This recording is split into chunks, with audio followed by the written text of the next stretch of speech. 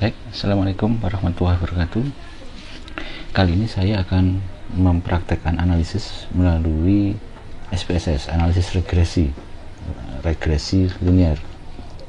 Kita coba dengan data ini, ada dua prediktor, yaitu kompetensi dan etos kerja yang memprediksi prestasi kerja. Sebelum melakukan analisis regresi, mari kita lakukan step by step berikut ini. Yang pertama adalah uji multikolinearitas antar prediktor. Ada banyak cara untuk menguji kolinearitas, namun yang paling mudah adalah menguji korelasi antar prediktor tersebut. Korelasi yang di atas 0,7 atau 0,8 itu menunjukkan adanya kasus multikolinearitas. Baik, kita lakukan analisis tersebut. Klik analyze, kemudian correlation bivariate, masukkan X dan X ke dalam variabel yang akan dianalisis. Hasilnya adalah, kita lihat di sini korelasi antara satu prediktor dengan prediktor yang lain tidak lebih dari 0,8. Kita lihat di sini korelasinya adalah 0,120, berarti masih di bawah 0,8, sehingga dapat dikatakan multikolinearitas tidak muncul dalam kasus ini. Baik, kita lakukan langkah selanjutnya adalah uji normalitas residu. Ada banyak uji normalitas, namun dalam analisis regresi yang direkomendasikan adalah normalitas sebaran dari residu. Residu adalah sesuatu varians yang terkait dengan variabel bebas yang tidak bisa diprediksi oleh etos dan kompetensi. Misalnya ada hal-hal yang mempengaruhi prestasi, misalkan gizi tidak bisa dijelaskan oleh kompetensi dan etos. Nah, seharusnya analisis yang baik adalah residu ini terdistribusi secara normal. Baik, kita lakukan analisisnya, lakukan analisis regresi, analisis regression linear. Masukkan, saya reset dulu, masukkan Y dependennya, kemudian masukkan independennya, kemudian kita simpan residunya, baik yang unstandardized maupun yang standardized, hasilnya akan sama saja. Kita coba kedua-duanya kali ini. Oke. Nah, kita lihat di dalam data kita muncul residu di sini. Ada residu yang terstandarisasi, ada residu yang tidak terstandarisasi.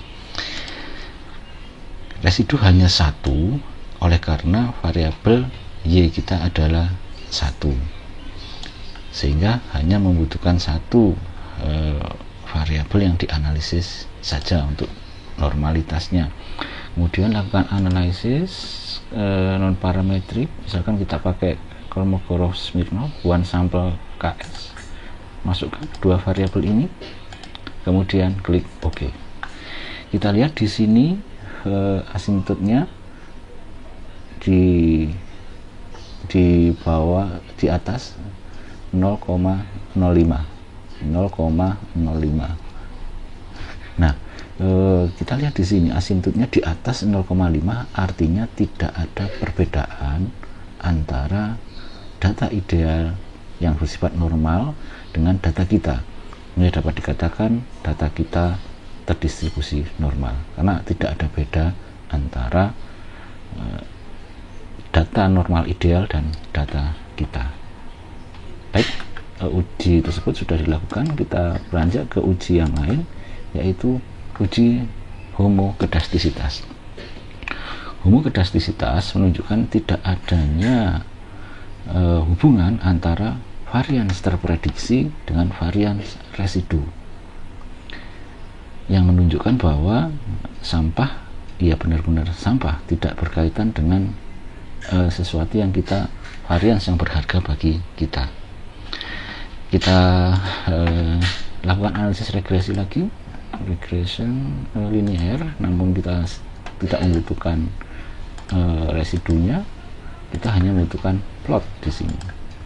Kita prediksi Z prediksi ini dengan S residualnya,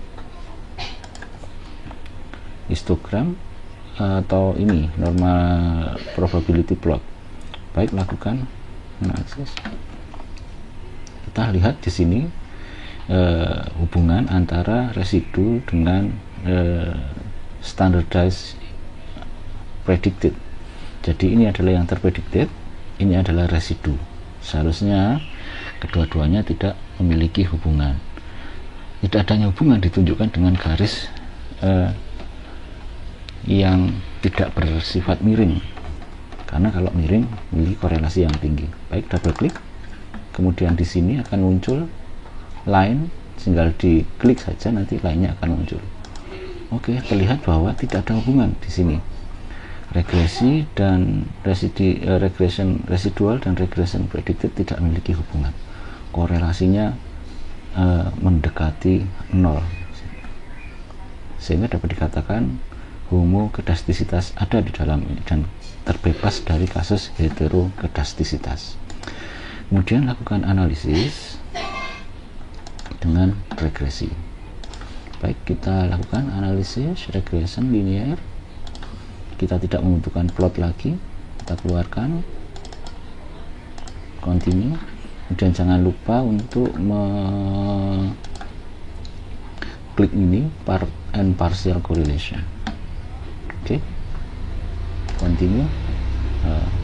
Oke. Hasil analisis menunjukkan bahwa kita mulai dari model summary. Terlihat di sini korelasi antara ketiga variabel tersebut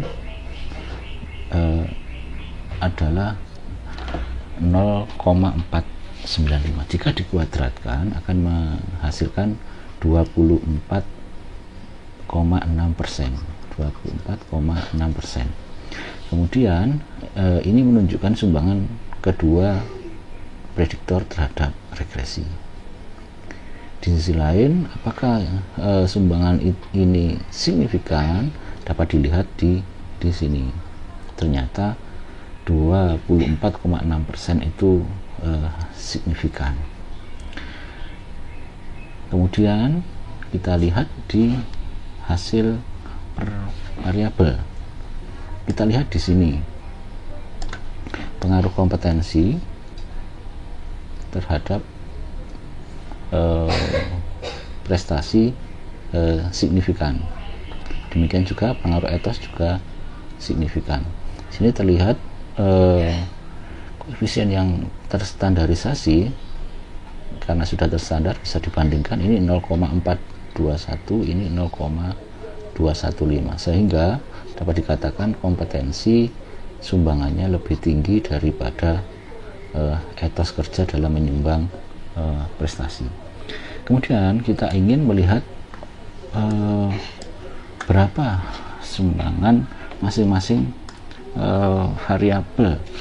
Jika kita ingin mendapatkan jawaban tersebut, maka silakan dikalikan, misalkan untuk kompetensi kalikan beta dikali dengan zero order ini, korelasi ini. Jadi misalkan ingin mencari jawaban berapa persen dari sumbangan kompetensi, silakan dikalikan 0,421, maaf ini agak rusak, 241 dikali dengan ini, hasilnya mendekati sekitar 18%, dan sisanya adalah etos ini dikalikan dengan ini. Jika dijumlahkan nanti perkalian ini akan mendekati korelasi di atas, yaitu 24,6%. Jadi hasilnya adalah perkalian ini 2,14. Baik, demikian sudah sampai di analisis per prediktor beserta sumbangan efektifnya untuk masing-masing prediktor tersebut terhadap prestasi. Terima kasih.